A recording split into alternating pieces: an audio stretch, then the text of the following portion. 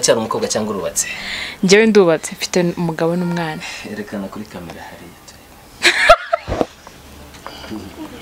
Ibyo ntabwo bikigezweho. Urumva ibyo ntabwo bikigezweho. Erega kubaka ni mu mutwe. Sure. Yeah, I'm sure. Niyo mpamvu nari mvuze Ese uko njye nyambaye impeta njyana umugore njye. Like nta mugore afite ariko nyine uri muri impeta yambaye. Kubaka ni mu mutwe ukanabikora.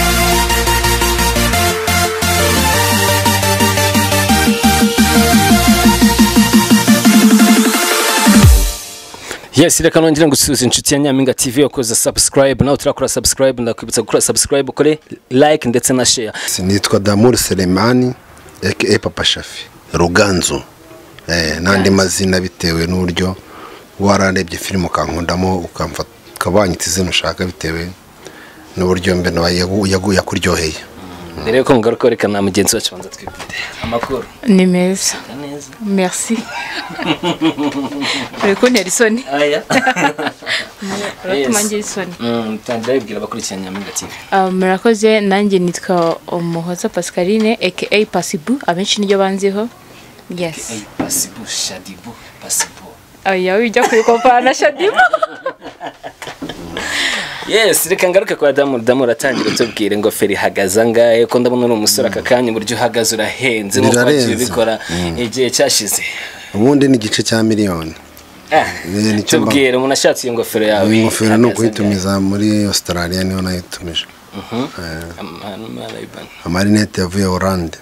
Chanel ni made in Rwanda. Tujye ku mupira. Umupira urenze ni Dubai.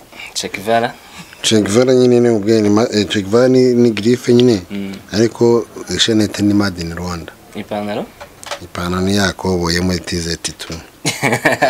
Wowe tubwire hejuru duhere ku musatsi. Yesu imisatsi subwo ngubwo.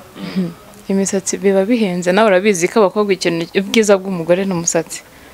Yego. Bihenze gute umukunzi wawe uri bukubone yari yakifuza gushira iyo kwa mu gitondo arakora iki? Umukunzi wanjye uri umva umukunzi wanjye uri buyikunde no kujya inbox akanyandikira kuri Pasibu Instagram yanjye ubundi igiciro ni cya kindi nyine barabizi kugira ngo we mwiza ugomba guhendwa. Chanel ni bisanzwe hano dufite amabijuteri urajyayo nyine ukikura ibihumbi byawe 100 ukabitanga ubundi bakagukorera. Kansabe cameraman angegereza gatiri zuru nabyatubwire. Ugeze ku zuru. Ambo izuru ntago ari ibintu birenze ni ibihumbi 40 cyangwa 50 biterwa naho wagiye bakagukorera. Yes. Izina ryo mwenda wambaye. Bo umwenda nambaye urabona muri iki gihe turimo ni guteza imbere u Rwanda ni made in Rwanda. Nawe ubishaka nawe azajya inbox mubwire gusa nyine urabizi ushaka kuba mwiza ugomba rwose ugomba guheba. Yes. Ku kaboko uya utuntu dusanzwe nyine nawe ushobora kuzi. Yes, no utuntu nikore it's like gift nyine ni nka kado nyine mba mfite abashiti banje benshi bagenda bangiftinga. Yeah. Sure. Kukagura naho ni kado. Kukagura nyine ntubibona nyine kari made in Rwanda bimanuka nyine from up to down nyine. Wow, murakoze cyane. Tubasanze hano mumeze nk'abantu bakoze akanama bari mu nama. Hano niki cyabateranyirije ahangaha? Bo ahangaha twahuriye nka groupe y'abanyamuryango ba filime n'abakteri bose usanzanga dufite inama ya filime yacu turi gukora yitwa Urugo rw'Imiruho. Ni filime nshyashya n'abakteri bose bayikinamo. Ni filime nziza ijyanye n'ubuzima busanzwe bw'abanyarwanda. Ubuzima bw'ingo z'imiruho nyine abababaye mu ngo ababana nabi ni muri urwo rwego mbese iyo filime yashatse kugaragaza kandi n'ubuzima bubaho buri munsi twashatse gukina life y'ingo z'abantu muri iki gihe kuntu zimeze. Iyi filime muri gutegura kwishyira hanze? Yeah, of course iyi filime turi gutegura kwishyira hanze twamaje gushyira trailer yayo hanze iri kuri YouTube channel yitwa New Films. Ubwo iyi filime yitwa Urugo rw'Imiruho. Ubungubu twamaje gushyiraho trailer yayo ariko filime nyirizina episode ya mbere zasohoka ku cyumweru ariko ubungubu washaka kujya kuri iyo channel YouTube yacu yitwa New Films ugakanda subscribe ugandika comment ugakora na sharing waba duteye inkunga kandi nk'abantu tukiri kwiyubaka urano n'urubyiruko numva hari ikintu nabo dufashije kandi abanyarwanda nibo bagomba kutuzamura bakunda ibihangano byacu. Reka tugaruke kuri wowe. Ino filime nayo wayikinnyemo se? Yego nayikinnyemo. Urinde? Nayikinnyemo nitwa Magi, mba ndi umufasha wa Damour. Umufasha wa Damour? Yego. Nubwo kango ukinnye filime? Nubwo kabiri. Yego. Hari indi nakinnye ariko ntabwo yigeze imenyekana. Ntabwo yigeze imenyekana? Yego. Aka kanya turi kumwe wakinanye n'umustar Damour. Uramuzi cyane Papa Shafi nk'uko yatubwiye n'andi mazina ye ngo ba Ruganzo n'abandi bose. Wabyakiriye ute? Ubwa mbere nkimubona kuko it was like my dreams, naratunguwe ariko nyine kumubona byaranshimishije, ndavuga ni okay, noneho kuva ngiye gukorana na Damour hari aho ngiye kuva, hari naho ngiye kugera. Yes. Okay, Damour ni umuntu wa kangahe? Umufata nk'umuntu wa kangahe hano mu Rwanda mu bastar dufite muri film? Ukuntu njya kuvuga rero abantu benshi bashaka kuzabyumva bakabyumva nk'uko ndi kuntu. Tubwira uko ngo ahubwo leta babyumva nk'uko ndi kuntu. Njye mufata nk'umukurambere, like nyine kubera ko ari we wabanje gukina nyine mu myaka yatambutse. Ubu ngubu iyo turi kumwe nyine mba numva mvuga nti ubwo ndi kumwe iyo ndi kumwe n'umukurambere mba nzi ko ndi kujya murange mu bigwi. Yes. Yo kutubwira tatubeshye inshuro umunsi wa mbere ubonana na Damour wabigenje ute? Wamwakiriye ute muri wowe? Tubwire. Umunsi wa mbere mbona Damour kuko n'ubundi twari duhujwe n'akazi, naramonye numva ndamwishimiye. Bitewe n'ukuntu umuntu agenda yumva ibintu hanze, ariko naramonye numva ndatunguwe, numva uko namutekerezaga muri mind zanjye numva atariko nyine ntago ariko namubonye. Nabonye nyine n'umuntu utuje, ahubwo bitewe n'ukuntu njye numvaga ari umuntu nyine umva ugira amahane byatara, ariko ni umuntu wumvikana, ni umuntu uzi kujya inama nyine umva ahanini usanga nyine niwe udufasha muri byinshi kuko afite byinshi aturusha. Damour uyu mukobwa mu bakobwa bose mwagiye mukinana n'abamama, uyu mukobwa sorry gato ngaruke reka mbanze subire kuri no mukobwa. Uracyari umukobwa cyangwa urubatse? Njyewe ndubatse, mfite umugabo n'umwana. Erekana kuri kamera hariya. Ibyo ntabwo bikigezweho. Erega kubaka ni mu mutwe. Sure. Yeah, I'm sure. Niyo mpamvu nari mvuze ko ubukongeye nyambaye impeta njyana umugore nta mugore afite ariko nyine n'ubundi impeta yambaye. Kubaka ni mu mutwe ukanabizirikana mu mutima wawe kuri Marie.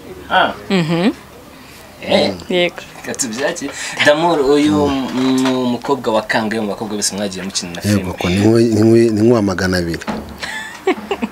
Seriously ni nkwa 200. Ni nkwa 200 kuko ngiye nyimaje gukina filime zitagira umubare. Ugiye no kuri YouTube ukandika izina ryanjye byonyine wazibona. Yego. Nta mu acteur n'iste numwe mu actrice numwe hano mu Rwanda, yaba ari bano bakomeye ba Fabiero bazuzu ba nta numwe turakinana na mu 200 mu bakobwa mumaze gukinana. Hanyuma we kuri we yagufashe nk'umuntu nk'umukurambere kuri we, wowe kuri we wamufashe nk'iki? Nawe nkurikije ukuntu yakitinze ni umuhanga kabisa, yakitinze nk'umuhanga nk'umuntu bizi, kandi rega ushobora utangira aribwo bwa mbere ukoze filime ari gukikina ugahita wamamara kurenza abandi bamaze n'igihe bitewe n'uburyo witwayemo muri scene n'uburyo wakinnye ibintu byawe neza. Yakinnye neza cyane, nkurikije scene yakinnye neza. Damour kukina filime mwasema kwita urugo rw'imirono? Mpamvu twahise urugo rw'imirono kubera ko twagendeye ku buzima busanzwe bwa buri munsi bubera mu ngo z'abantu. Ni nk'aho twashatse gutanga message dukurikije uburyo tubona ingo zibanyeho hano hanze mu makarite dutuyemo, kandi ko twakinnye ibintu bibaho tubona n'amaso yacu turavuga tubikine dutage message. Hari abagabo bananiranye bakubita abagore babimarasiyo, hari abagore bafite abagabo bakigira mu ngeso mbi, hari abagore bigeze bashugama bari gutwara utwana tw'udusore baduhongesha amafaranga, hari inda zigeze amasirezi irigwa ku maduka zishaka abagabo nahe. Urumva hari abagabo nabo babona abakobwa bagata ibyo bari bacuruza cyangwa bakora bakirukanyira abakobwa. Tukagaragaza n'inzego z'umutekano uburyo ziri maso ku bibazo nk'ibi ngibi. Nicyo filime nicyo twashatse kuyikorera. Hanyuma wowe gukina muri ya filime bagukubita bagutoteza, ubyakiriye ute? Wumva baguhaye iriya role? Kubera ko hari isomo twashaka gutanga mu banyarwanda n'abanyarwandakazi, niyo ntabwo nigeze mbitindaho numvise nyine ko ari ibintu bibaho mu buzima ndabyakira nyine narabyishimiye nta kibazo. Hari aho waba uzi abantu bakubiswe nka kuri come on man iyo ni private life ubwo mbaye nanabizi sinabivuga nyine ariko nyine ubwo ariko ni ibintu bibaho ariko bibaho la majority. Hari aho wenda uzi ariko utari buvuge hano. Yes harahari rwose umugabo akazengereza umugore wiwe kandi vraiment nta rasiyo yamusigiye. Ubutumwa waha abagabo nka bariya se nkawe nk'umugore wakinnye uri umugore wa Damura gutoteza kuriya, ubutumwa waha abagore babaho muri buriya buzima ariko batajya bashaka kubwerekana n'ubuhi? Ubutumwa natanga baravuga ngo kuramba ku rugo ni byiza kugira ngo utuma abana bakure baba kumwe n'ababyeyi bose, ariko ngiye siko mbyumva. Umuntu aho ngo uzarinde uhapfira ukomeze ubayeho mu buzima bubi utabayeho neza. Icambere numva wakoranye imiryango byakanga nibyo imiryango byakanga ukawahitamo ubundi buzima kuko nubundi barakubesha ngo tuzabana ngo kugeza ngo dupfuye. Hari igihe umwe apfa mbere y'undi n'undi apfa nyuma y'undi.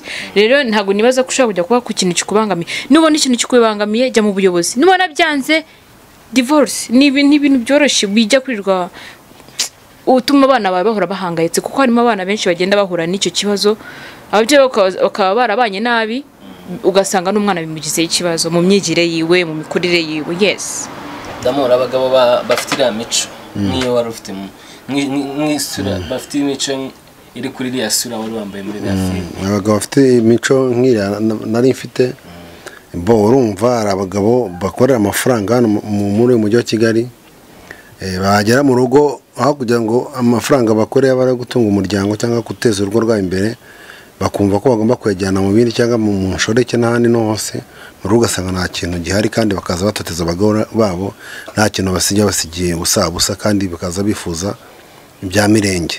Abo bagabo nabagira inama rero ko ibyo bintu atari byo, kuko bakuruga ari ugufashanya, ari ukubahana kandi ari ugusaranganya ibyo mutunze.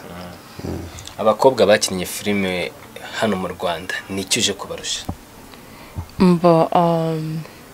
Ndakeka nta cyinshi gihari ariko bura tuzagenda tubireba uko.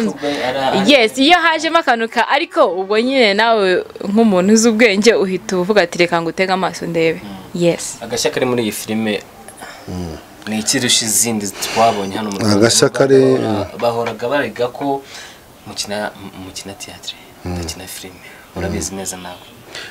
Impamvu iyi no filime iri special par rapport zinasimye nk'ubu hari filime nakine za action ariyo bita Umurinzi, ariko iyi ngiyi yo ni filime ijyanye n'ubuzima tubamo mu ngo zacu, mu makaritsiye, mu bo duhura nabo. Ni ukuvuga ngo nuzayireba azavuga ati ibintu nanjye nahuye nabyo, ibintu nanjye narabikoze, ibintu byambayeho, ibintu bibaho. Ntago azajya kwirirwa ashakisha kuri, azavuga ati aba bantu bari barebye ko mpari, kuko twakoze ku buzima bw'abantu bose. Numva bose twabukoze tubwinjiramo. Urumva ni filime itandukanye, kuko filime zindi shobora gukora story y'umuntu umwe wajya nagahora nibaza ibi nibi nari umuntu umwe gukomeza, ariko ingi twagiye ufata urugo rwo kwa kanaka, urugo rwo kwa kanaka, umuryango wo kwa kanaka, umuryango kwa kanaka, abantu runaka, tugakenera life yabo babamo, noneho tukagenda duhuza n'ubuzima abanyarwanda muri rusange babamo mu ngo zacu mu miryango. Nuko iyi filime n'iki twabonye itandukanye n'ibindi, kuko ni ibintu bibamo tubamo. Iyi filime yabatwaye amafaranga angahe? Iyi filime yabatwaye amafaranga ubu kugeza ubu imaze gutwara miliyoni, ariko urumva no kubera ko ari bwo igitangira. Twakoze season ya mbere, ariko tuzakora n'iya kabiri n'iya gatatu gutyo, ariko tumaze gukora bisha miliyoni. Urebye niyo imaze gutakaza ubu ngubu kuri iyo filime, bitewe n'ibyagiye bigaragara mu zindi filime nyarwanda baziriga kari amateatire. Watubwiye ko hari ibyifite bidasanzwe ku zindi, ari nacyo gishobora gutera umuntu wenda uri kureba negative aka kanya kuba yashaka iyo filime. Ikintu kirimo kidasanzwe ni acting irimo. Nari nyikubwira mufite icyizere cyuko ayo mafaranga mwashoyemo azagaruka? Amafaranga rero impamvu dufite ko azagaruka, icya mbere cyo dufite icyizere cy'abanyarwanda kuko bakunda ibintu byabo. ntabwo twagiye gukina ibintu by'abatanzania ngo dukine ibintu by'abanyamerika kandi twe tugomba gukina ibintu biturimo biba mu miryango yacu nuko twakinye life y'umunyarwanda muri iki gihe mu ngo zabo ukuntu bimeze nuko iyo filime iritabirwa kurebwa cyane par rapport y'izindi kubera ko twatushe kuri ubuzima bwose bw'ingo urumva ni urugo rw'imiruho ingo nyinshi hano hanze zirarushye hari ingo nyinshi zirushye wari no kubona abantu bagenda ariko ngira ngo ugende no mu nkiko ubona hari ibibazo cya divorce cyane nubwo haba ariko amako ariko divorce niyo nyinshi kurenza iminezero ihari ibyo byose rero twagiye dukina abagabo batesa abagore abagore bananiranye umugabo ntakubona batagize ahubwo umugore agahitamo kwirebera utwana duto n'abasore b'inshoreke n'iki ibi byose birahari hano hanze hano hanze haheza abashugamami bigira mu dusore kubera ko shugama ifite amafaranga kumva ko yaza ku musore nk'abo bakamutwara yaza ku musore nakamutwara ubuzima hano turubona tubunyamo buri munsi urumva hano hanze hari icyo bitanga amasire queen yigize amaninja urumva abasadunda urumva abeshejweho no kugira ngo ajye gushakisha babagabo asenge ingo z'abandi abacucuru two bari bafite nta rukundo rurimo urumva abantu bose muri iki gihe habaho nta no love njye niyo mpamvu njya mvuga ngo na gukina filime y'urukundo yego urukundo rubaho ariko njye mbona muri iki gihe urukundo ntabwo ari rwinshi cyane kurusha ibibazo ubu nibwo hari ibibazo cyane kurenza urukundo rero twinjiye mu bibazo biri kubaho kuko nibyo byinshi kandi nibyo bitanga na message kugira ngo n'undi ubonye ya filime azabone ko hari message n'isomo bimusigiye hari umuntu utazi Slay Queen ni iki ni abakobwa bameze gute sobanura according to what I know nyine ku myumvire yanjye nibyo ngenzi nibyo nasomye muri dictionary Slay Queen ni umuntu uba warabayeho mu buzima bw'iwabo nta mafaranga ari abakene pe uko iyo agenda akura uko agenda ahura na sosiyete nyine mu mikurire yiwe agakura ari umuntu ushaka kubaho akize kandi atarabivunikiye yes akumva ko nta bundi buryo ashobora kubaho uretse nyine kuba yakigurisha gusa muri dictionary si ibyo birimo ariko ibirimo ni ukuvuga ngo ni umuntu waragize background yiwe akaba ari umuntu warabayeho nk'abakene ariko agakura ashaka kumva abayeho nk'umuntu w'umunyamafaranga nyine yes nicyo ngewe numva Slay Queen sobanuye Slay Queen bacira urubanza hari ijambo tuzi rivuga ko yubuza ubwenge Imana ikwanga bo bacira urubanza ko bakoresha ubwenge bwabo kugira ngo babone amafaranga bacira urubanza I don't judge them